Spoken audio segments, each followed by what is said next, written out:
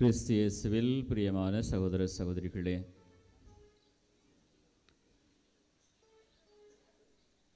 கோணாங்குப்பம் புனித பெரியநாயகி அன்னையின் அன்பு பக்தர்களே,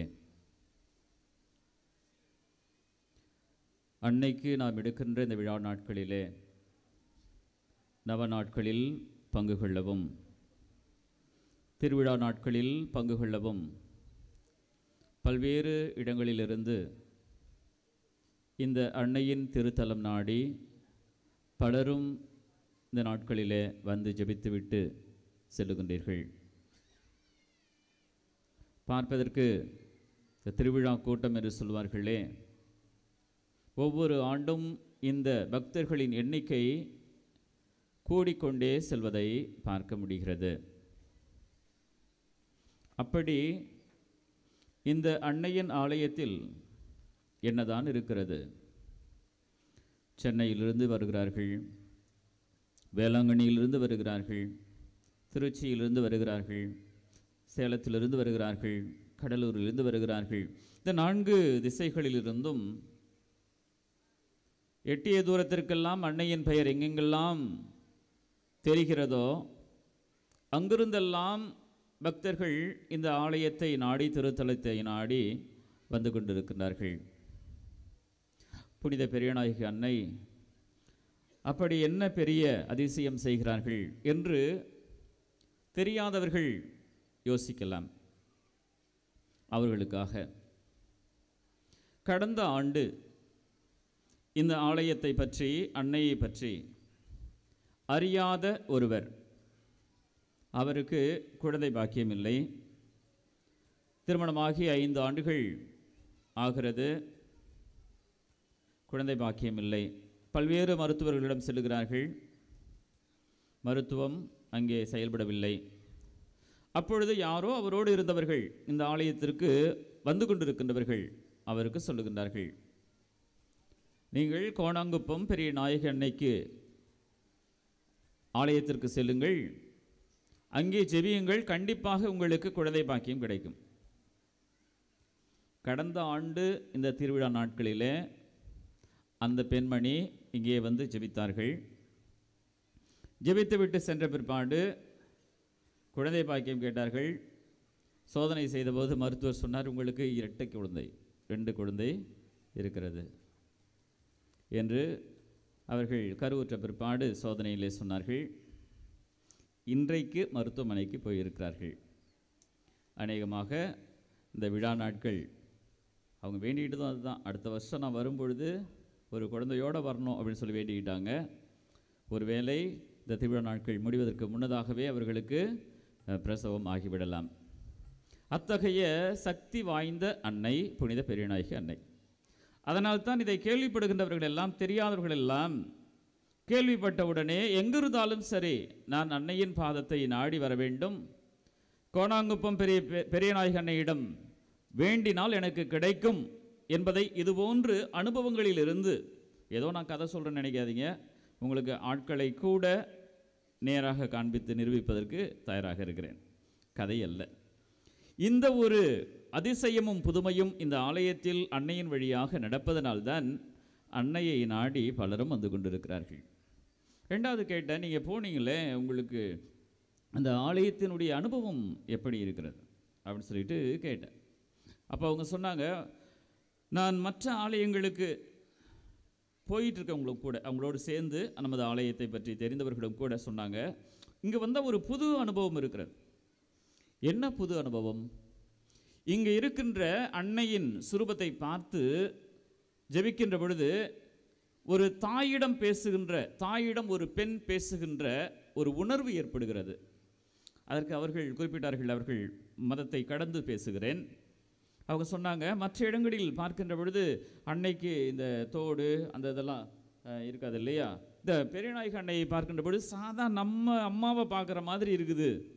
அதனால் அந்த அன்னையை பார்க்கின்ற பொழுது என்னுடைய தாயிடம் என்னுடைய குறையை சொல்வது போல, அல்லது என்னுடைய தாயோடு பேசுவது போல, என்னுடைய தாய் இறந்திருந்தாலும் சரி உயிரோடு எனக்கு முன்னால் இருப்பது போன்ற ஒரு உணர்வை இந்த ஆலயத்தில் இருக்கின்ற அன்னை எனக்கு ஏற்படுத்துகின்றார்கள். அதனால்தான் வருடா வருடம் இந்த ஆலயத்திற்கு இந்த திருவிழா நாட்களிலே தவறாமல் நான் வந்து கொண்டிருக்கிறேன் என்று இந்த ஆலயத்தை பற்றி இங்கு வருகின்ற விசுவாசி ஒருவர் சொன்னது.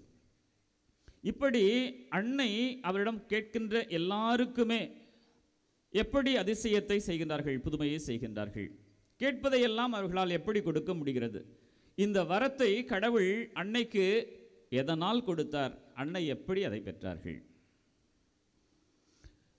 தமிழ்நாட்டில் நம்முடைய விசுவாசங்களில் 2 பக்தி முயற்சி அதிகமாக இருக்கும். ஒன்று அன்னையின் மீது கொண்டிருக்கின்ற பக்தி முயற்சி, இன்னொன்று புனித அந்தோனியார் மீது கொண்டிருக்கின்ற பக்தி முயற்சி. இந்த 2 பக்தி முயற்சியும் ரொம்ப அதிகமாக இருக்கும். இன்றைக்கு ஜனவரி மாதம் 17ஆம் தேதி புனித வனத்து அந்தோனியார் அவருடைய நினைவு திருவிழா பல இடங்களில் திருவிழாவாக கொண்டாடுகிறார்கள். நினைவு அப்படி இன்றைக்கு புனித அந்தோனியார் பொங்கல் என்று அந்தோனியாருக்கு பொங்கலும் வைப்பார்கள். இந்த நாளிலே ஆடு மாடுகளை எல்லாம் மந்திரிக்கின்ற ஒரு வழக்கமும் ஒரு சில இடங்களிலே உண்டு. பல்வேறு நேரங்களிலே பதுவை அந்தோனியாரையும் இந்த வனத்து அந்தோனியாரையும் குழப்பிக்கொள்வார்கள். இவர் 3ஆம் நூற்றாண்டில் வாழ்ந்தவர், அவர் 12ஆம் நூற்றாண்டில் வாழ்ந்தவர் பதுவை அந்தோனியார். இவர் 3ஆம் நூற்றாண்டிலே வாழ்ந்தார் என்றால் இவருடைய பெயரை பார்க்கின்ற பொழுதே பெரிய அந்தோனியார் என்று சொல்லுவார்கள், எகிப்து அந்தோனியார் என்று சொல்வார்கள், துறவி அந்தோனியார் என்று சொல்வார்கள், துறவு வாழ்க்கையின் பாதுகாவலர் என்று சொல்லுவார்கள். இப்படி இந்த அந்தோனியாருக்கு பல்வேறு பெயர்கள் உண்டு. இந்த அந்தோனியாரினுடைய வாழ்வில் நாம் பார்த்தால் பல்வேறு புதுமைகளை துறவு வாழ்க்கையில் ஜெபம் தபம் என்று தன்னையே ஒருத்தல் முயற்சிகளாலும் தன்னையே வருத்தி கொண்டும் கடவுளுக்கு சாட்சிய வாழ்வு வாழ்ந்தவர். தூய பதுவை அந்தோனியாரினுடைய புதுமைகளை, பேய் ஓட்டுகின்ற புதுமைகளை காட்டிலும் இவர் அதிகமாக பேய் ஓட்டினார் என்று சொல்லப்படுகிறது. இப்படி சக்தி வாய்ந்த அவர் துறவு வாழ்வின் தொடக்கமாக இருந்த புனித அந்தோனியாரின் நினைவை இந்த நாளிலே நாம் கொண்டாடுகின்றோம். அவரிடம் கேட்டாலும் கிடைக்காதது ஒன்றுமில்லை என்கின்ற நம்பிக்கை இருக்கிறது. அந்தோனியார் வழியாக கடவுள் எப்படி இப்படி அதிசயங்களை செய்கிறார்? அவருக்கு எப்படி இந்த ஒரு வரத்தை கடவுள் கொடுத்தார்? எப்படி அவர் பெற்றார்? ஒவ்வொரு குருவும் ஆண்டவர் இயேசுவினுடைய பிரதிநிதி, ஆண்டவர் இயேசுவின் இடத்தில் இருக்கின்றவர்.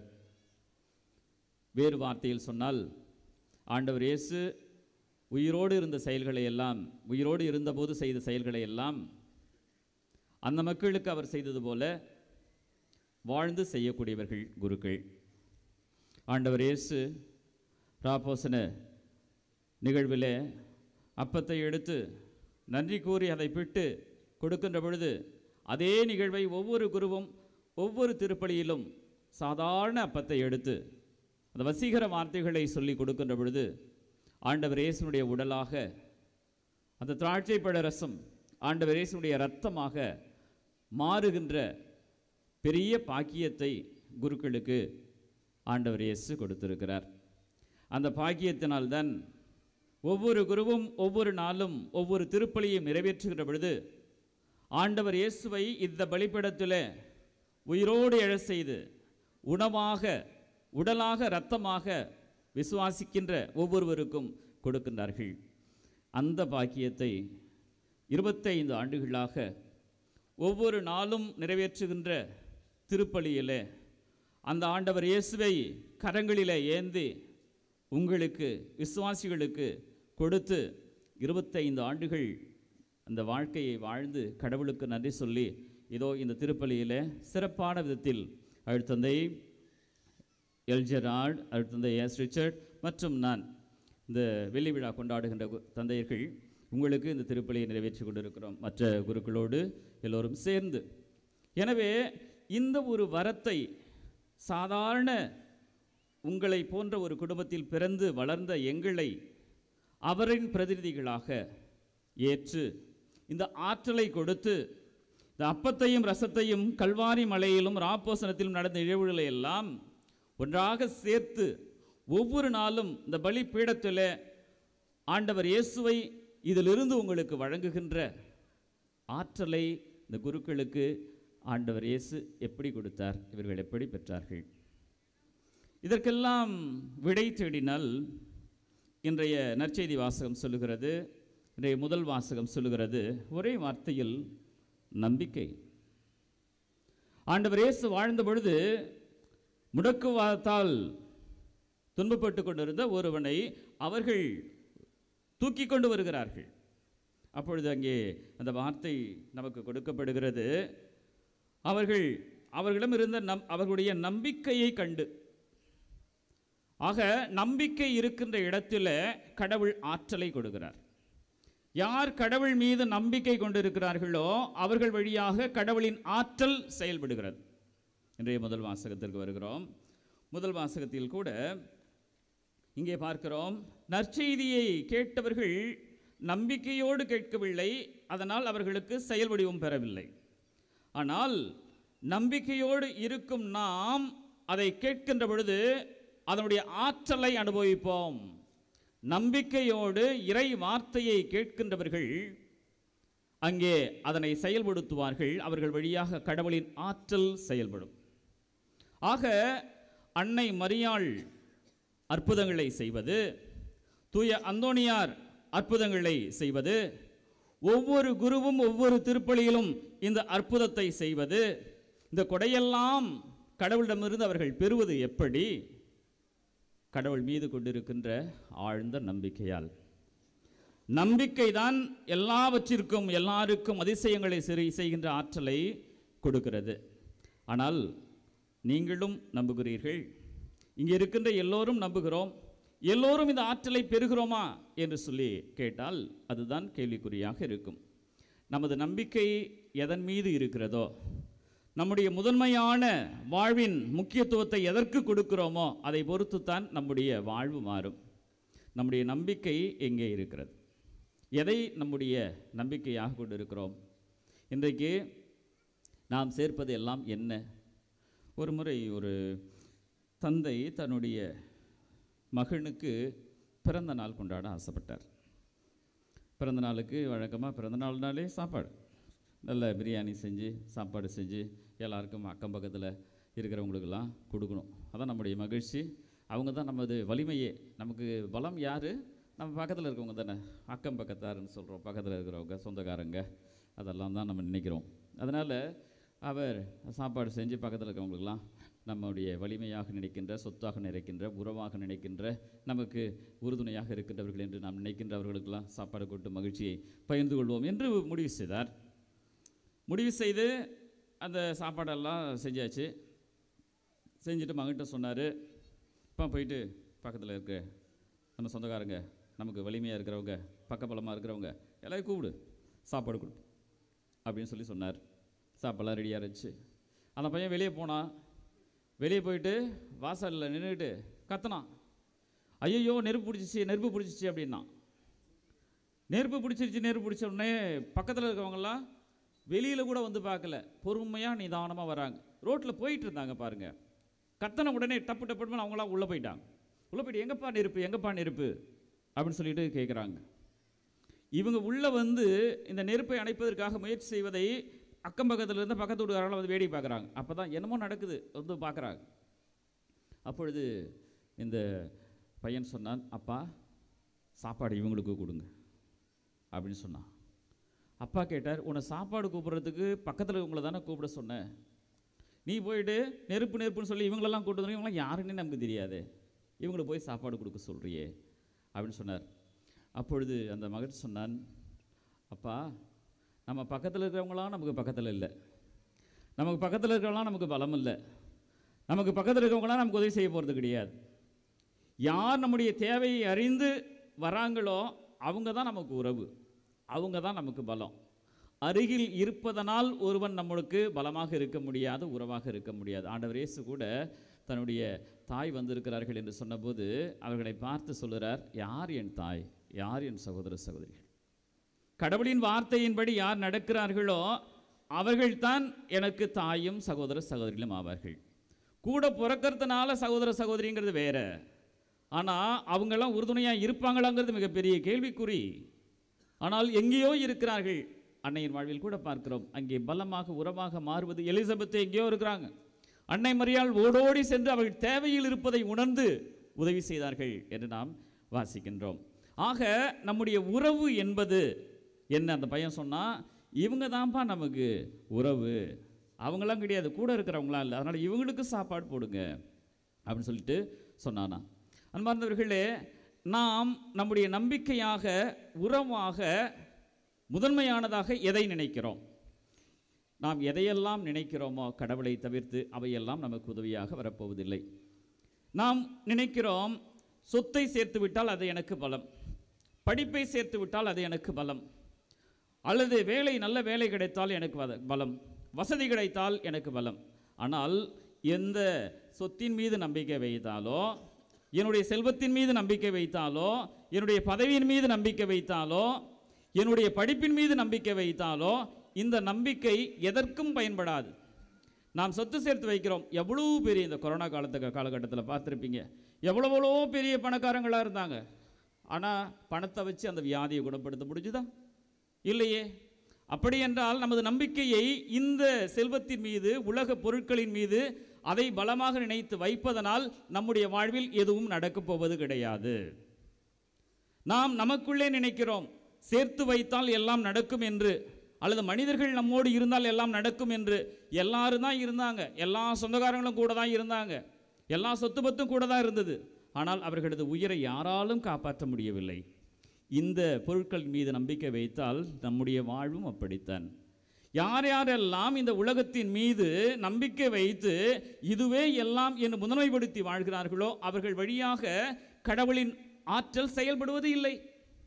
மாறாக அன்னை மரியாவின் வாழ்விலே பார்க்கிறோம், ஆண்டவர் இயேசு கருதரிப்பதற்கு காரணமாக அந்த மங்கள வார்த்தை என்று சொல்லுகிறோம். கடவுளின் வார்த்தை அவர்களுக்குள் விதைக்கப்படுகின்ற பொழுது, இதோ உமது அடிமை என்று சொல்லி அந்த வார்த்தையை உள்வாங்குகிறார்கள்.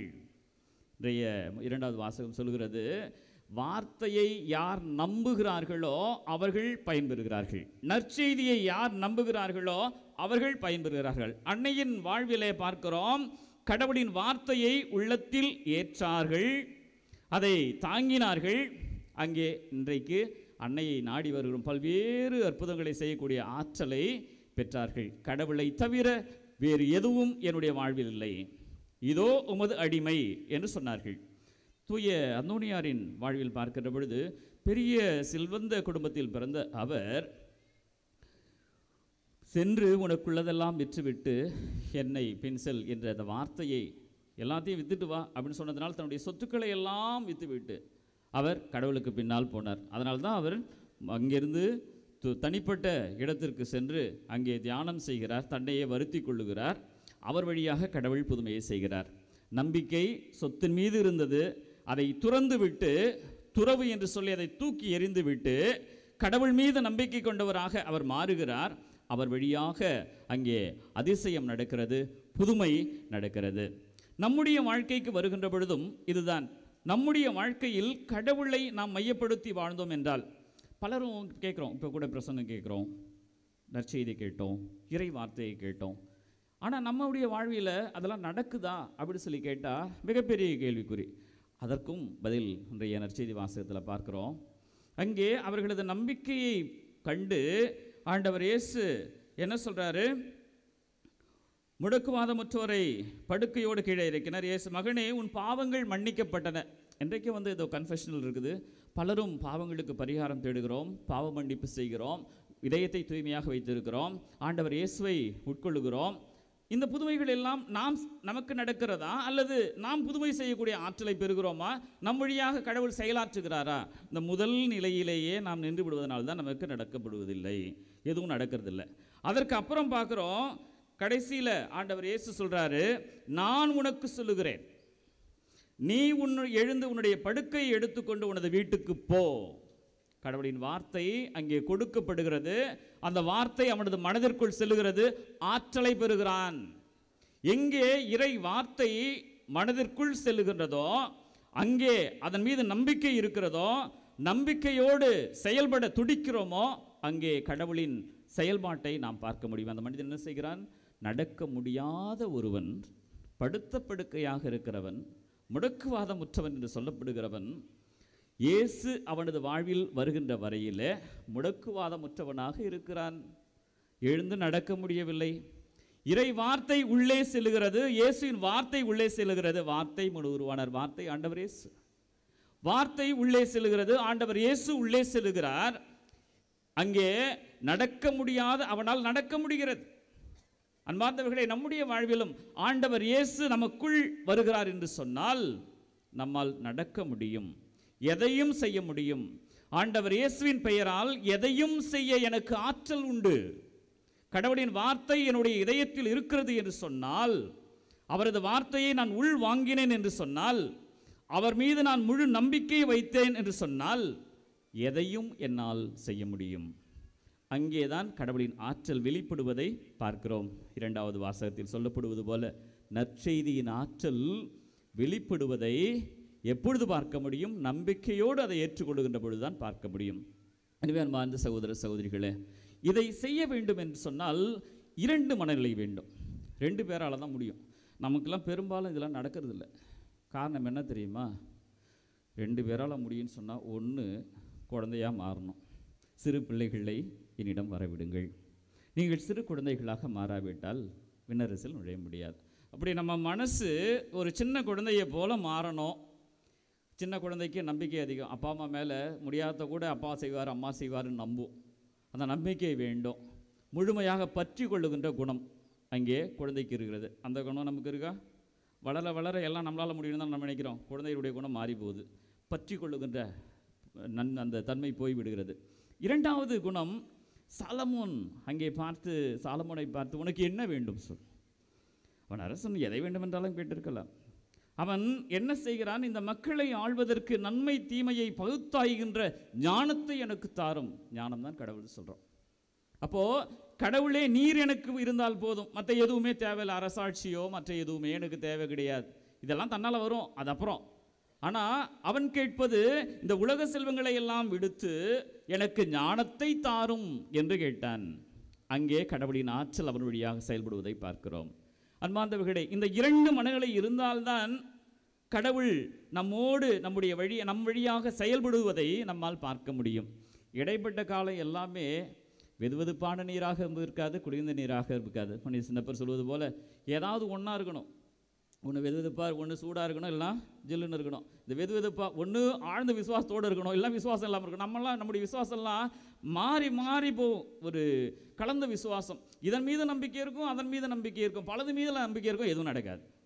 குழந்தையை போன்று எனக்கு தாயும் தந்தையுமாக இருக்கின்ற என்னுடைய அப்பா அம்மா செய்வாங்க, எல்லாம் இருந்தாலும் கடவுள் எனக்கு போதும் என்று சாலமோன் சொல்வது போல, கடவுளே நீர் எனக்கு போதும், நீர் இருந்தால் என்னுடைய வாழ்வில் எல்லாம் நடக்கும் என்று நாம் நம்பினோம் என்றால், கடவுளை பற்றி கொண்டோம் என்று சொன்னால் நம்முடைய வாழ்வில் அற்புதங்கள் நடப்பதை நாம் பார்க்க முடியும். எனவே மார்ந்த சகோதர சகோதரிகளே, அன்னையின் பாதத்தை நாடி வந்திருக்கின்ற நாம் இந்த வரத்தை கேட்போம். நான் எவ்வளவுதான் வளர்ந்தாலும் உன்னுடைய பாதத்தில் நான் ஒரு குழந்தை. அன்னையே, உம்மை பார்க்கின்ற பொழுதெல்லாம் ஒரு குழந்தை எப்படி ஒரு தாயை பார்த்து பேசுமோ அதே உணர்வோடு, ஒரு குழந்தை எப்படி தாயை பற்றி கொள்ளுமோ அதே உணர்வோடு உம்முடைய பாதத்தை பற்றி வாழுகின்ற நம்பிக்கை நிறைந்த வாழ்க்கை எனக்குத்தான்.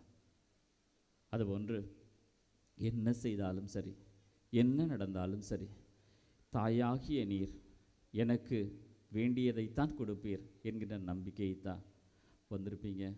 நிறைய வேண்டுதலோடு வந்திருப்பீங்க. ஒரு சிலருக்கு கிடைக்கும், நான் சொன்ன புதுமை போல் அடுத்த வருஷத்துக்குள்ளே கூட உங்களுக்கு நடக்கும். ஒரு சிலருக்கு நடக்காது.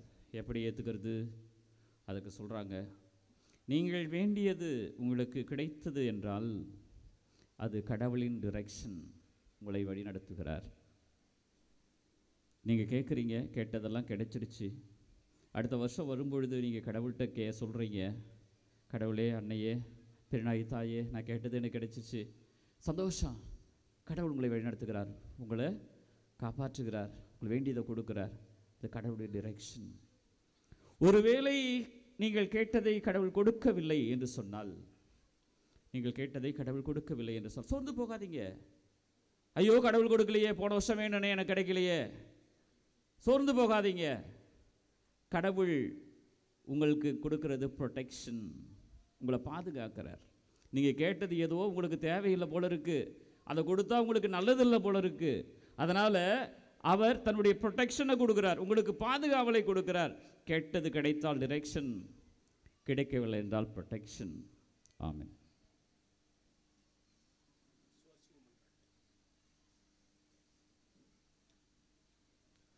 அனைவரும் எழுந்து நின்று நமது தேவைகளை அன்னையின் வழியாக ஆண்டவரிடத்தில் சமர்ப்பிப்போம்.